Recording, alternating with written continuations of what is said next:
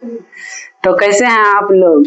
आ चुके हैं फिर से हम नए वीडियो के साथ क्लास 10 की हिस्ट्री को लेकर। आज हम लोग फिर से देखेंगे हिस्ट्री में।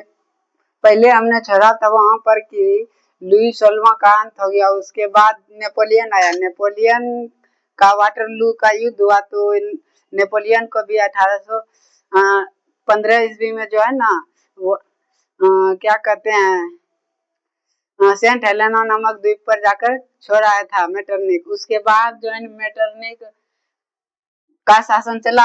मेटरनिक का शासन जो है ना 1815 से 1848 तक चला। उसमें देखेंगे कि अब 1830 में जनता ने फिर क्रांति किया, तो 1830 की क्रांति का अध्ययन करेंगे।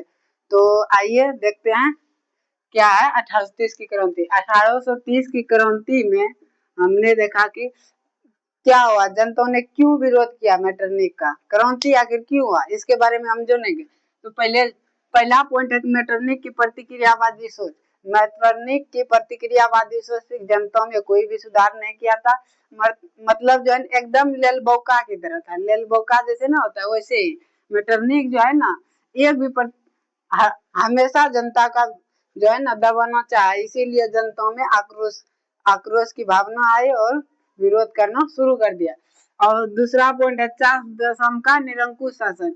जो वहां का व्यक्तिगत शासन था चार्ल्स दशम के पास था, और चार्ल्स दशम भी इसी के तरह अति था, क्या कहते हैं, प्रतिक्रियावादी। जिसके कारण जो है ना जनता और आक्रोशित होने लगा कि एक ऊपर तो शासन कर ही रहा है लेकिन नीचे भी शासन किया जा रहा है, इसीलिए जनता ने भी विरोध किया। और थर्ड कारण है कि चार्ल्स दशम द्वारा जनतंत्र को दबा, जनतंत्र की भावना जो थी, जनता का शासन जो था उसको दबाने का प्रयास किया। जनता की जो भी आवाजें थी उसको हमेशा दबाने का प्रयास किया गया चार्ल्स दशम के द्वारा और मेटरनिक के द्वारा, जिसके कारण जनता आक्रोशित होकर अपने अपने स्वतंत्रता के प्रति जो है ना लड़ना शुरू कर दिया। और चौथा कारण है उदारवादियों द्वारा बड़े जाति का विरोध करना। तो उदारवादी जो भी होते हैं, समाज उदारवादी का मतलब बाद में समझाएंगे, अभी समझ लीजिए समाज का वैसा लोग होता है जो समाज को सभी तरह से समान मानता है। तो समाज में जितने भी उदारवादी लोग थे उन्होंने उनका विरोध किया, जिसके कारण क्रांति हुई। और पांचवा कारण है कि मोस्ट इंपोर्टेंट कारण, चार्ल्स दशम द्वारा पोलिगनेक को प्रधानमंत्री बनाया। चार्ल्स दशम ने अपना प्रधानमंत्री पोलिगनेक को बनाया। पोलिगनेक जो है ना और प्रतिक्रियावादी था। यह जनता में कोई भी विकासात्मक कार्य नहीं होने देना चाहता था। यह जो है ना बड़े वर्ग के लोगों को हमेशा बढ़ावा दिया करता था, जिसके कारण जो है ना जनता और आक्रोशित हुई और जो है ना विरोध किया। अब इसमें तीन बातें आई, निरंकुश और अभिजात और उदारवादी, तीन बातें आई। इस बातों में हम अभी हमने जाना कि इतने सब कारण है 1830 की क्रांति का। फिर इसमें तीन शब्द आया, निरंकुश, अभिजात वर्ग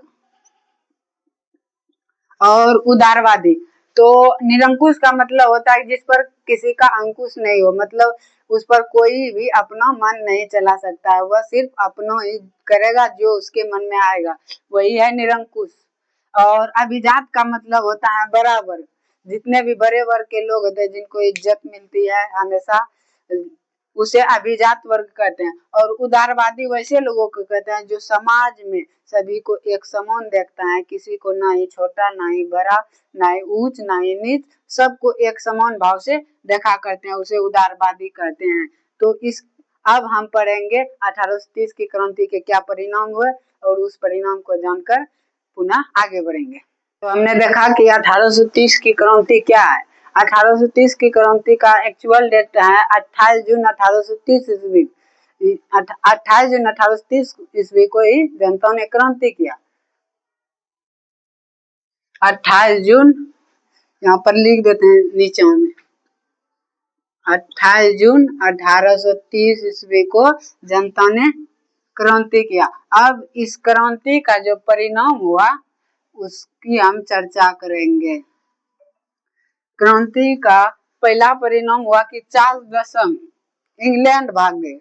अक्सर कोई भी हारता है तो भागने का प्लान बनाता है, और ये भी वही किया, चार्ल्स दशम इंग्लैंड भाग गया। कहा कि भैया अब हमसे नहीं होगा, वसी इंग्लैंड भाग गए चार्ल्स दशम। और दूसरा है कि बुर्बो वंश का अंत हो गया, जो बुर्बो वंश का जो राजा बना था उसका अंत हो गया और इसके स्थान पर दूसरे वंश का राजा बना। तो आगे देखते हैं किसका राजा बना था। आइलैंड्स वंश के राजा लुई फिलिप शासक बने।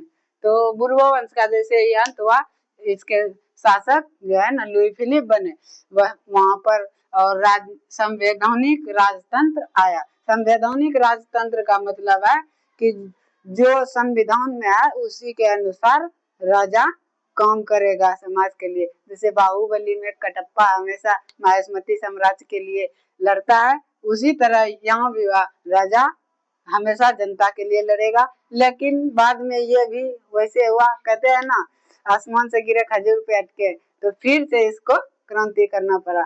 आइए अब हम जानेंगे 1830 की क्रांति। तो हमने हिस्ट्री पढ़ा, तो हमारा सपोर्ट कीजिए मेरे चैनल को।